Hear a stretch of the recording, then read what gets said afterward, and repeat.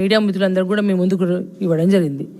ప్రధానంగా BRS party తరఫున మేము డిమాండ్ చేసేది కూడా వారు అయితే చెప్తున్న ప్రతి ఒక్క విషయాన్ని ఏకీభవిస్తాను. ఎందుకంటే అంగన్వాడీ టీచర్లన్నా ఆయాలన్నా కూడా మీ అందరూ తెలుసు, గతంలో ఎన్నో ఏళ్ల నుంచి కూడా మనం చూస్తా ఉన్నాం.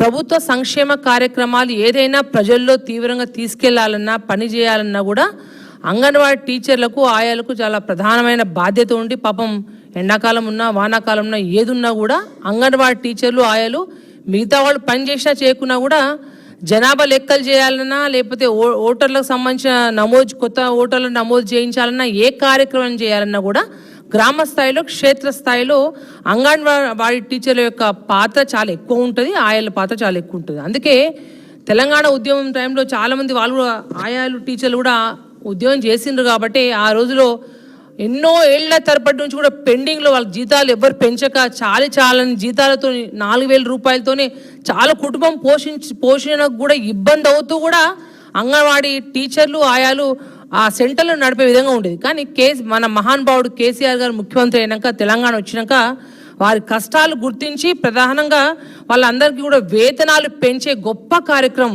4,000 రూపాయల నుంచి 13,650 రూపాయల వరకు కూడా వాళ్ళకు టీచర్లకు పెంచి ఆయాలకు కూడా జీతాలు పెంచి సూపర్వైజర్లను కూడా రెగ్యులరైజేషన్ చేసి వాళ్ళకు ఉద్యోగ భద్రత కల్పించడం గొప్ప మహానుభావుడు కేసీఆర్ గారు. ఆ రోజుల్లో ఎందుకంటే ఒకటే సత్యవతి రాథోడ్ గారు చాలా క్లుప్తంగా చెప్పారు, ఏంటంటే ఏదున్నా కరప్షన్ జరగకుండా మెరిట్ ఉన్న వాళ్ళకి ఏంటంటే కింద పిల్లల ఏదైతే గరీబ్ పేద ఇంటి పిల్లలకు చదువు చెప్పేటప్పుడు వాళ్ళకు నాణ్యమైన వాళ్ళకు అంటే ఆలు నేర్పించడానికి ఏబీసీలు నేర్పించిన దాని నుంచి కూడా వాళ్ళకు క్షుణ్ణంగా కొంచెం మంచి జ్ఞానం కలగాలని చెప్పి చదువుకునే వాళ్ళు ఉండాలి.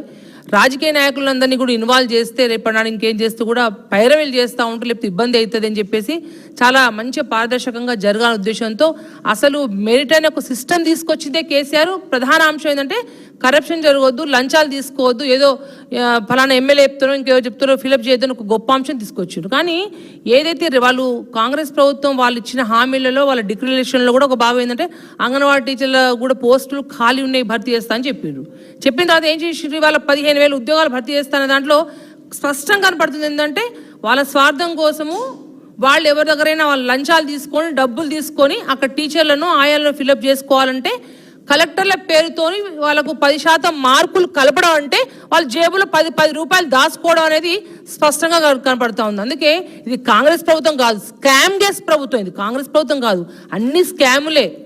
ఏ సంక్షేమ పథకాల గురించి ఏ విషయాల గురించి ఏ సబ్జెక్ట్ గురించి మాట్లాడినా కూడా ప్రతి సబ్జెక్టులో కూడా వాళ్ళు ఇచ్చిన హామీ నెరవేర్చకపోవడమే కాకుండా ఎంతసేపు దోచుకోవడమే కాంగ్రెస్ ప్రభుత్వం యొక్క పని, రేవంత్ రెడ్డి గారి యొక్క ప్రభుత్వం యొక్క పని స్పష్టంగా కనపడతా ఉంది. అందుకే మేమైతే వారు పెద్దలు సత్యవతి రాథోడ్ గారు చెప్పినట్టు జీవో నెంబర్ 37ను కూడా దాన్ని రద్దు చేసి క్షుణ్ణంగా కూడా యథావిధిగా గతంలో ఏ విధంగా అయితే మెరిట్ బేసిస్న తీసుకున్నారో అదే మాదిరిగా 15,000 కాకపోతే ఇంకా రాష్ట్రంలో నలుమూలల్లో ఏజెన్సీ ప్రాంతంలో ఉన్న ఖాళీ పోస్టులను ప్రతి ఒక్కటి భర్తీ చేయాలని చెప్పేసి మేము బీఆర్ఎస్ పార్టీ తరఫున మహిళా వింగ్ తరఫున మేము ఇక్కడ వేదిక ఉన్న అందరం కూడా మేము డిమాండ్ చేస్తూ ఉన్నాం. వాళ్ళకి ఖచ్చితంగా మీరు ఇచ్చిన హామీలో భాగంగా అంగన్వాడీ టీచర్లకు ఆయాలకు, ఎందుకంటే ఇంత గతంలో వాళ్ళకు వాళ్ళకి సరిగ్గా వర్కర్లు అనేవాళ్ళు, కానీ కేసీఆర్ గారు వర్కర్లు అనడం ఏంది? వాళ్ళు పొద్దున్న లేస్తే గ్రామంలో క్షేత్రస్థాయిలో ఉన్న గర్భిణీ స్త్రీలకు కావచ్చు, వాళ్ళు గుడ్డు ఇవ్వడం పాలు ఇవ్వడం వాళ్ళ క్షేమం కోసం చూసుకుంటూ ఆ పిల్లలు పెరగడానికి గొప్పగా ఒక తల్లిలాగా ఉండే వాళ్ళకి వర్కర్లను పిలవడం కాదు, గౌరవప్రాయంగా వాళ్ళని టీచర్లు అని పిలవడానికి గొప్ప గౌరవించిన వ్యక్తి ఎవరంటే మహానుభావుడు కేసీఆర్ గారు. కాబట్టి ఏవైతే వారు మాట్లాడిన ప్రతి విషయాన్ని కూడా జీవోను రద్దు చేస్తూ స్పష్టంగా ఏదైతే మీరు 15,000 ఉద్యోగాలు భర్తీ చేయాలని దాన్ని మేము సంతోషపడతాం, కానీ దాన్ని 10 మార్కులు కలుపుతాం అనే విషయాన్ని మీరు దాన్ని విరమించుకొని యథావిధిగా పాత పద్ధతిలోనే కొనసాగింపు చేయాలని చెప్పేసి డిమాండ్ చేస్తూ ఉన్నాం. అందరికీ నమస్కారం.